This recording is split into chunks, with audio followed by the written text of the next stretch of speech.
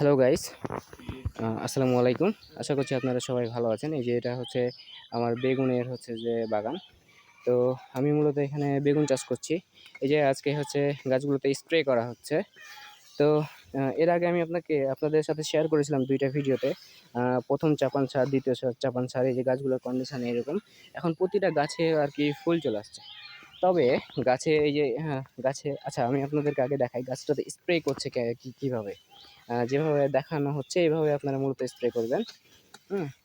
এই যে একেবারে এই গাছগুলোর গোড়া পর্যন্ত ভিজবে এবং গাছগুলো সুন্দরভাবে ভিজিয়ে দেওয়া হবে। যদি এভাবে ভিজানো হয় তাহলেই মূলত আ এই গাছগুলোতে যে কীটনাশকটা আমরা প্রয়োগ করছি সেটা হচ্ছে কাজ করবে। কি কীটনাশক আমরা এখানে ব্যবহার করছি সেটা তো আমি আপনাদের সাথে শেয়ার করেইছি। হ্যাঁ? তো আ তো এখানে আপনারা একটা জিনিস খেয়াল করে দেখেন, মোটামুটি প্রতিটা গাছ ম্যাচিউরড হয়ে গেছে। প্রতিটা গাছে প্রায় ফুল আসতে লেগেছে। এই ফুলগুলা যদি কিছুটা হয়তোবা ঝরে যাবে, বাকিগুলা টিকবে। তা আমার আ এই বাগানে নতুন একটা সমস্যা দেখা দিয়েছে, যেটা আমি ১ম এ আ শেয়ার করেছি আপনাদের সাথে। সেটা হচ্ছে যে মোজাইক ভাইরাস বা লিফ কার্ল ভাইরাস। এই লিফ কার্ল ভাইরাস মানে আসাতে যেটা সমস্যা হয়েছে সেটা হচ্ছে কি, যে আপনার গাছে ছোপ হলুদ আরকি একটা দাগ সৃষ্টি হচ্ছে। তো আপনারা তো সবাই জানেন যে ছোপ হলুদ যে দাগটা সৃষ্টি হয় গাছের, সেটা হচ্ছে লিফ কার্ল ভাইরাসের একটা লক্ষণ। তো আমি অনেক জায়গা থেকে গাছগুলোকে উঠিয়ে ফেলেছি। কারণ এই রোগ হলে আরকি আমার পুরো বাগানটাকে এই লিফ কার্ল ভাইরাসে নষ্ট করে দেবে। তো আমার পুরো বাগানটা যাতে নষ্ট না হয়, এইজন্য এই যে দেখেন এখানে যেমন গাছ ছিল, এখানে ৩ টা গাছ ছিল। ৩ টা গাছের ৩ টাই রোগে আক্রান্ত হয়েছে। আমি ৩ টাকে উঠিয়ে ফেলেছি। এরকম অনেক জায়গাতে কিছু গাছ ওঠানো পড়েছে। বেগুনের যদি আপনি বাগান করেন তাহলে হচ্ছে যে সবগুলো গাছই যে টিকবে এমনটা না।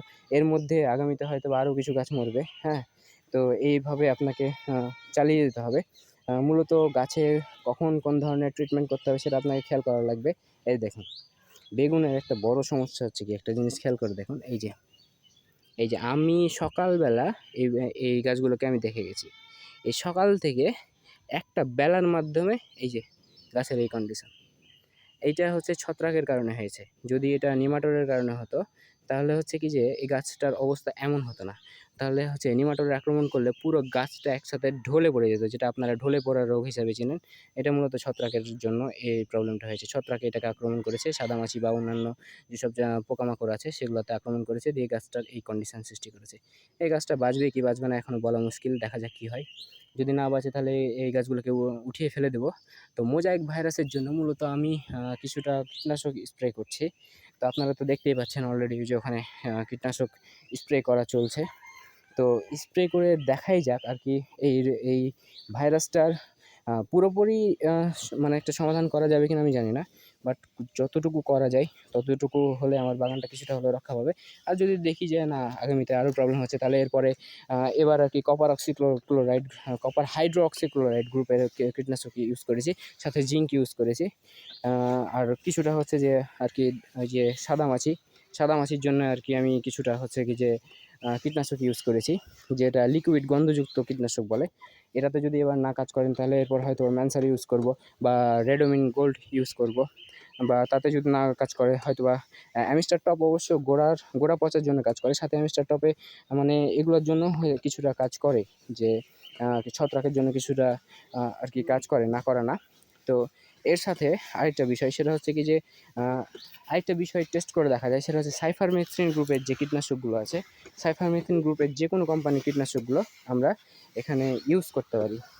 তো যাই হোক, আমার ভিডিও মূলত এই পর্যন্তই ছিল। আশা করি ভিডিওটা আপনাদের জন্য শিক্ষণীয় হয়েছে বা হবে। তো যদি ভিডিওটা ভালো লাগে তাহলে অবশ্যই লাইক, কমেন্ট করবেন এবং আ ফ্রেন্ডদের সাথে শেয়ার করবেন। যারা মূলত এখন বেগুন চাষ করতে চাচ্ছে তাদের সাথে শেয়ার করবেন, যাতে তাদেরও এই বিষয়গুলো জানা থাকে। আমি ১ম বার এখানে এই বেগুন চাষ করছি। তো আমার অনেক কিছু জানা ছিল না। এই যে ভাইরাসগুলো সম্পর্কে আমি মোবাইলে রিসার্চ করেছি, বিভিন্ন মানুষের কাছ থেকে জেনেছি। বিভিন্নভাবে জেনে গাছগুলোর বর্তমান কন্ডিশন এমন হয়ে আছে।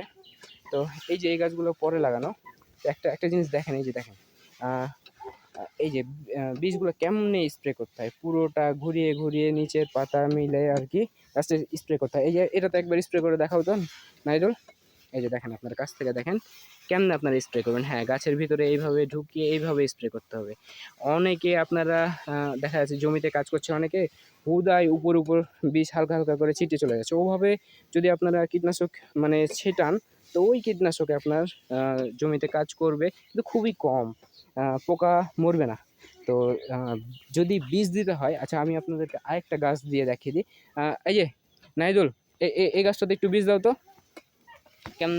এই যে দেখেন, এই যে পাতা ঘুরিয়ে ঘুরিয়ে এভাবে হচ্ছে এই গাছটাতে স্প্রে করা লাগবে, উপর নিচ গোড়া সবগুলো যাতে সুন্দরভাবে ভিজে যায়। তো যাই হোক, সবাই ভালো থাকেন, আমার জন্য দোয়া করেন। আসসালামু আলাইকুম।